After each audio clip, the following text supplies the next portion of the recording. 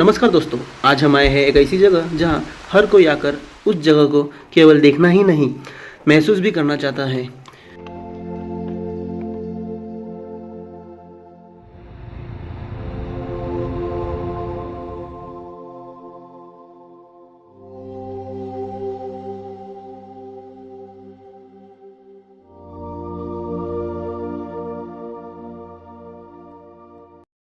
दोस्तों, आज हम आए हैं संगमेश्वर में, जहां कस्बा गांव में वीर छत्रपति संभाजी महाराज को फंसाकर उनके ही आदमियों ने छल कपट से उनको पकड़वाया था। जी हाँ दोस्तों, इस जगह का नाम है सरदेसाई वाड़ा।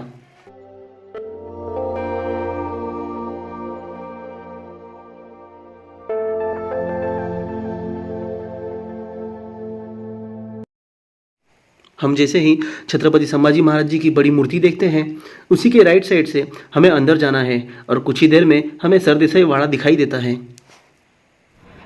तो गुड मॉर्निंग दोस्तों, हम लोग आज का भी दूसरा दिन भी हमारा संगमेश्वर में स्टे हुआ। बारिश बहुत ज़्यादा थी, इसके लिए आज थोड़ा मौसम साफ़ था। आज हम संभाजी महाराज के दर्शन के लिए आए थे, जहाँ उनका पुतला बना है कस्बा गाँव में। तो अगर आप भी यहाँ आते हो तो आपको कस्बा गांव में आना है, जहाँ पे आप ये देख रहे हो पीछे उनका सबसे बड़ा पुतला लगाया गया है।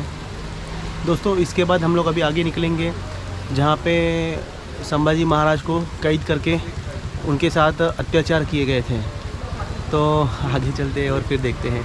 मुझे कुछ अभी सूझ नहीं रहा कि मैं आपको कैसे बताऊँ, लेकिन जब वहाँ पे स्पॉट पे हम जाएंगे तो आपको पूरा डिटेल में हम बताएंगे।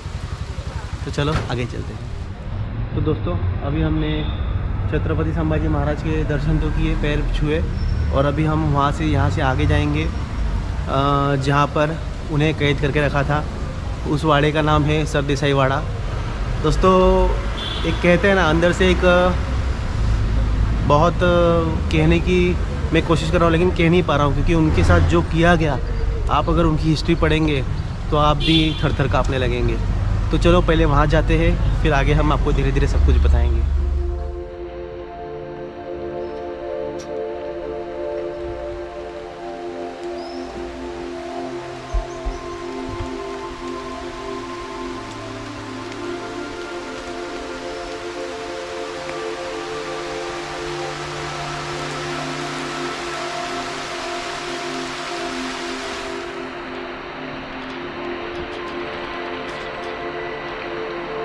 छत्रपति संभाजी महाराज गर्मी के मौसम में जिस जगह रहने जाते थे, उस दिन भी वह उसी जगह रहने के लिए गए, यानी संगमेश्वर में सरदेसाई वाड़े पे उन्होंने डेरा डाला था। उस दिन वह वहाँ रहने के लिए गए, लेकिन उनके ही पत्नी के जो भाई थे, यानी उनके साले गनोजी शिर्के थे, उन्हें छत्रपति संभाजी महाराज ने कुछ वक्त पहले वेतनदारी देने से मना किया था। उस वक्त का गुस्सा निकालने के लिए गनोजी शिर्के ने औरंगजेब के जो सेनापति थे, उन्हें यह बात जाकर बता दी कि छत्रपति संभाजी महाराज सरदेसाई वाड़े पर रुके हुए हैं, तो आप त्वरित वहां जाके उन्हें घेर लीजिए और उन्हें अपना बंदी बना लीजिए। औरंगजेब को जैसे यह बात मालूम पड़ी, उसने छत्रपति संभाजी महाराज को पकड़ने के लिए मुकबर खान और उसका लड़का इकलब खान को भेजा। उन दोनों ने बड़ी चातुरी से सरदेसाई वाड़े को चारों तरफ से घेर लिया। महाराज को रायगढ़ जाने के लिए सभी रास्ते बंद हो गए थे। पनाह पर जो मालोजी घोरपड़े थे, उन्हें जब यह बात मालूम हुई कि उनके साथ दगा हुआ है, तभी वह उनके पास जाकर उन्हें कहने लगे, राजे, आप यहाँ से नावड़ी नदी के तट से निकल जाइए, हमारे साथ दगा हुआ है, हम इन्हें संभाल लेंगे, हम इन्हें रोक लेंगे। लेकिन तब की वास्तुस्थिति ऐसी थी कि मालोजी के पास कुछ ही सैन्य थे और औरंगजेब के पास 5000 की सैन्य हथियार के साथ थी। सरदेसाई वाड़े को उन्होंने बहुत ही अच्छी तरह से घेर लिया था। जैसे ही जंग शुरू हुई, पूरा संगमेश्वर तलवार की आवाज़ से गूंजने लगा। उसी युद्ध में मालोजी की हत्या हो गई। पूरा संगमेश्वर शत्रु से घिरे होने की वजह से महाराज को कहीं से जाने के लिए रास्ता नहीं मिला, इसलिए कवि कलश और महाराज लड़ने लगे। लेकिन जब शत्रु का तीर जब कवि कलश के कंधे पर आकर लगा, तब महाराज उनकी ओर भागते चले गए, और तभी इसी का फ़ायदा उठाकर शत्रु ने महाराज और कवि कलश को पकड़ लिया और उन्हें बड़े बड़े चैन साखली से बांधा गया। युद्ध तो रुक गया, मगर फिर शुरू हुआ दर्द और इंसानियत को हिला देने वाला वो मंजर, जिसे सुनकर रूह भी कांप उठती है।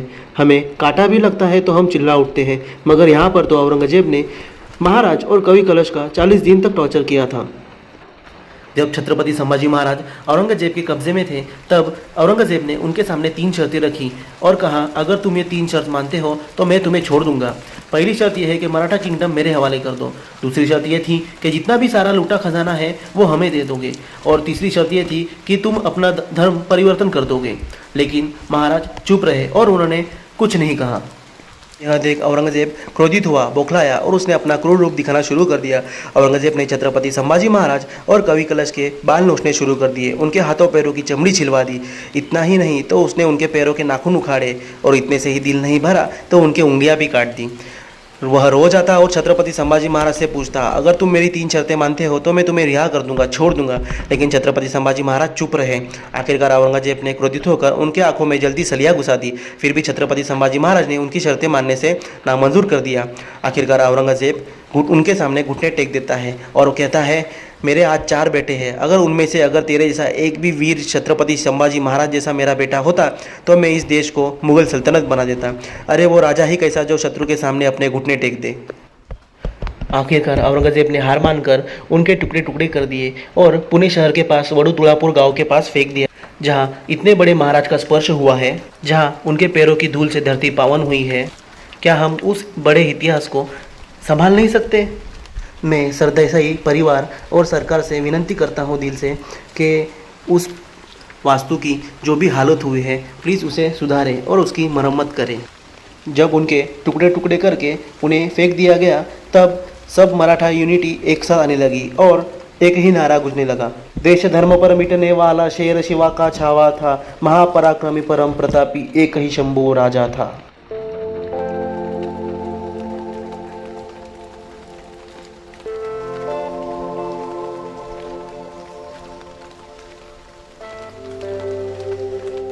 दोस्तों, जो छत्रपति संभाजी महाराज हैं उनके साथ यहाँ पे एक ऐसा षड्यंत्र रचा गया था जो कि आपको मैं बता नहीं सकता। वो स्वराज के लिए लड़ रहे थे और उन्हीं के कुछ राज्य के कारकुन कहो या गवंडी कहो या फिर जो उनके मंत्रिमंडल थे उनमें कुछ मिले हुए लोग थे, उनकी वजह से यहाँ उन्हें कैद हुई थी। तो दोस्तों अभी चलते हैं आगे।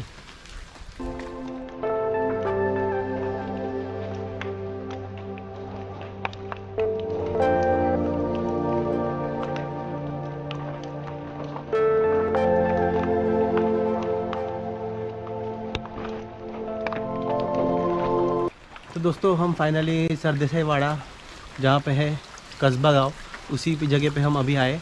ये मेरे पीछे आप देख रहे हो, ये सरदेसाई वाड़ा है जहाँ पे छत्रपति शिवाजी महाराज के पुत्र छत्रपति संभाजी महाराज उनको कैद किया गया था। मतलब यहाँ पे उनको पकड़ा गया था। जो उस समय जो राज था, उस राज में जो कुछ फितूर थे उन अपने ही जात के, उन्होंने ही उन्हें झूठ झूठ कह के यहाँ पे फंसाया गया था और यहाँ से उन्हें कैद की गई थी। तो दोस्तों अभी चलते हैं आगे वाले ब्लॉग के लिए। तो दोस्तों अगर आपको वीडियो अच्छा लगा होगा तो प्लीज़ लाइक शेयर और कमेंट ज़रूर करें। और अगर आप यहाँ पे आना चाहते हो तो आपको संगमेश्वर में आना पड़ेगा, उसके बाद कस्बा गांव में जैसे आप इंटर करते हो तो संभाजी महाराज का जो पुतला लगा है स्टैचू, उसी के राइट से हमें अंदर आना है। सामने ही ये वाड़ा मिलेगा आपको।